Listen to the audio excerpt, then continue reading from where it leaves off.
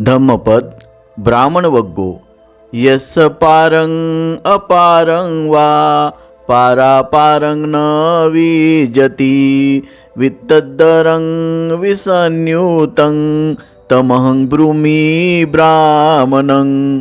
ज्याला पार आणि अपार किंवा पारापार असे काही राहिले नाही त्या निर्भय व अनासक्त झालेल्याला मी ब्राह्मण म्हणतो। अर्थकथा, मनुष्याचे रूप घेऊन एकदा मार बुद्धापाशी गेला आणि पलीकडील तीराविषयी त्यांना प्रश्न विचारू लागला।